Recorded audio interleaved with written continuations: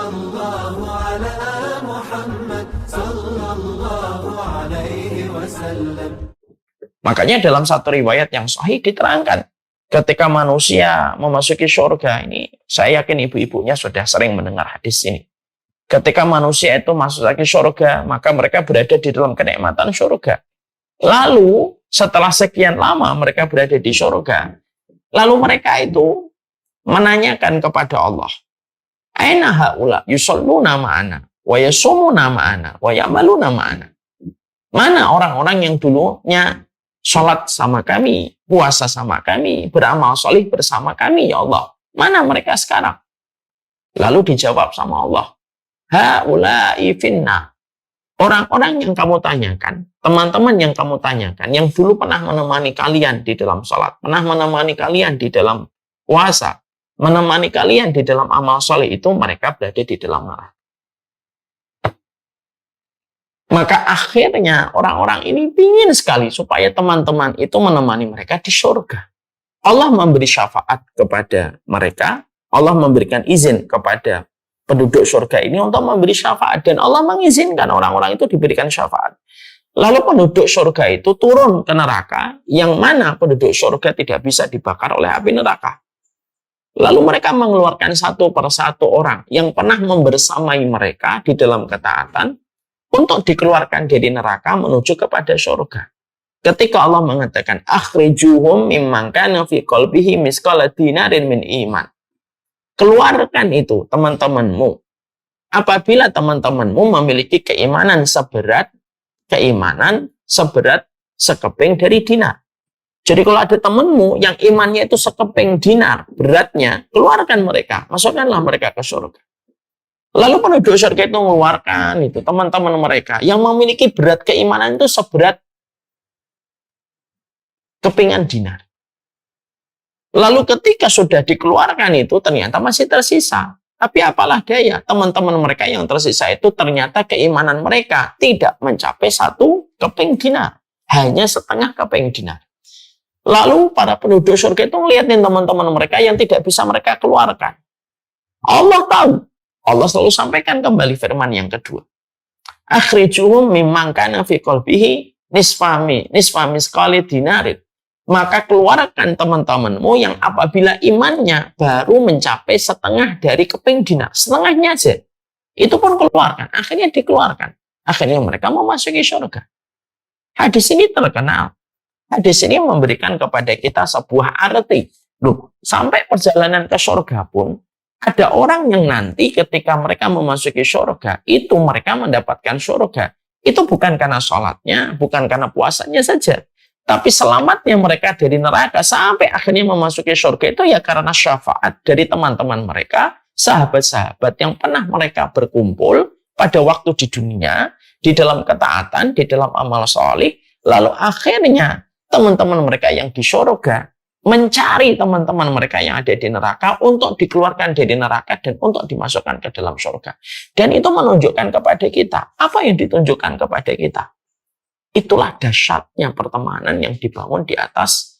Itulah dahsyatnya pertemanan yang ada di dalam agama Allah. Ya. Maka ini dalil surat At-Taubah 119 dan dalil dalam riwayat Imam Ahmad itu semakin menjadikan kita semakin harus sadar. Hidup tidak bisa sendirian. Jangan individualistis. Jangan egosentris. Lalu kita merasa bahwasanya ketakwaan kita itu bisa kita lakukan tanpa kita berkumpul sama orang. Tidak bisa. Tidak bisa. Hatta Rasulullah sendiri ketika melakukan hijrah. Rasulullah itu ketika melakukan hijrah aja bersama dengan Abu Bakar.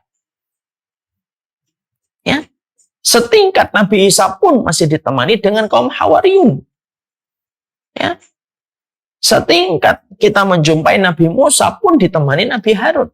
Kenapa? Karena kita tidak bisa sendirian. Dalam kehidupan kita. Menapak kehidupan itu adalah kita tidak bisa sendirian. Dan itulah yang menjadikan kita harus paham. Kita ini berkebutuhan besar kepada pertemanan-pertemanan yang kita miliki di dalam menapak jalan ketaatan kita kepada Allah. Kita ini butuh. Ya. Makanya akhirnya kita bisa korelasikan tadi dengan doanya Rasulullah. Rasulullah itu pun masih meminta cintanya orang yang mencintai Allah. Itu hatta Rasulullah. Kalau Rasulullah saja masih meminta cintanya orang solih yang membersamai mereka, yang membersamai beliau di dalam perjuangan beliau untuk menegakkan risalah yang Allah amanahkan kepada baginda Nabi, itu hati itu Rasulullah. Apalagi di dalam kehidupan kita. Dan itulah yang menjadikan kita akhirnya memahami. Ya, mukaddimah ini saya sampaikan sebelum kita membahas orang yang saling mencintai karena Allah itu nanti apa kewajibannya, bagaimana bentuknya. Saya ingin menyampaikan dan menyadarkan untuk kita sekaligus memberikan refleksi dan perenungan. Kita itu tidak bisa sendirian. Kita tidak bisa sendirian. Ya. Jangan pernah merasa bangga kalau kita itu sendirian. Ya. Karena Allah itu justru menyuruh kita untuk berkumpul, bergaul dengan kebanyakan orang, terutama orang-orang yang benar. Karena pada dasarnya Allah tahu betul, ketakwaan itu tidak akan pernah sempurna sampai kita berkumpul bersama dengan orang-orang yang benar. Ini yang kita harus paham. Makanya akhirnya kita mendapati, makanya di dalam masalah pertemanan juga kita harus paham ya.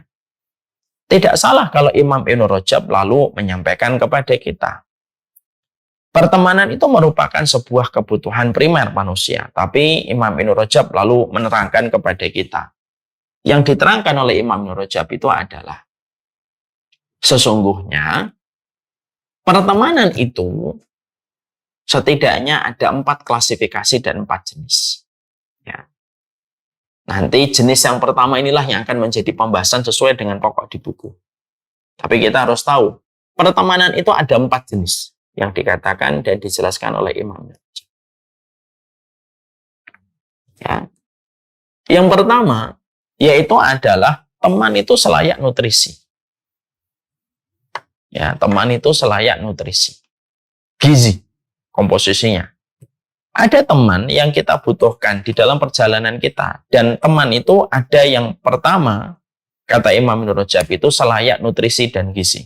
Ini adalah teman dengan kriteria orangnya sholih, orangnya taat, orang yang berakhlak dengan akhlak yang mulia. Inilah yang disebut dengan teman yang berkategori dan berkriteria dia itu selayak nutrisi dan gizi. Kita semuanya harus punya teman ini. Yang pertama ini harus punya. Kita harus punya teman ini. Karena ini merupakan teman yang betul-betul memberikan nutrisi dan gizi. Kita bisa membayangkan kalau kehidupan kita tidak memiliki nutrisi dan gizi. Kita ini condong penyakitan dan berbagai macam penyakit serius itu akan datang menghampiri. Naudzubillah min dzalik. Teman yang dikatakan oleh Imam Ibnu Rajab, yang pertama teman selayak nutrisi dan teman selayak gizi itu adalah, yaitu adalah teman yang betul-betul memberikan kepada kita ketaatan kita, mendukung kebaikan kehidupan kita, memberikan atmosfer kita untuk terus istiqomah di dalam ibadah kita kepada Allah. Ini teman yang dikatakan sebagai nutrisi dan gizi.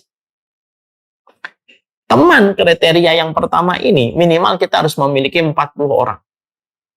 Minimal 40 orang. Tidak usah terlalu banyak, 40 aja, paling minim.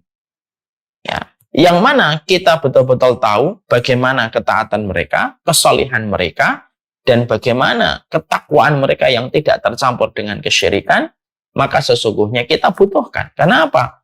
Mereka yang akan menarik kita menuju kepada kebaikan sebagaimana ketaatan dan kesolihan yang mereka miliki. Makanya bahasa Arabnya teman itu sahib. Kenapa kok di dalam bahasa Arab teman itu sahib? Karena sahib itu sahib. Karena yang namanya teman itu menarik. Teman itu menarik.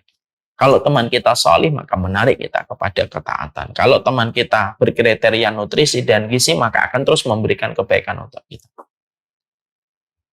Lah kriterianya itu 40. Kenapa harus ada penyebutan kata 40, Ustaz? Karena sesungguhnya ketika kita memiliki teman, kriterianya nutrisi dan gizi yang terus memberikan kebaikan kepada kita, ketika melihat mereka mengingatkan kita akhirat, kalau kita salah, mereka mengingatkan dengan cara yang lembut akan kesalahan kita, mengingatkan kewajiban kita kepada Allah, mengingatkan perjalanan kita adalah menuju ke akhirat.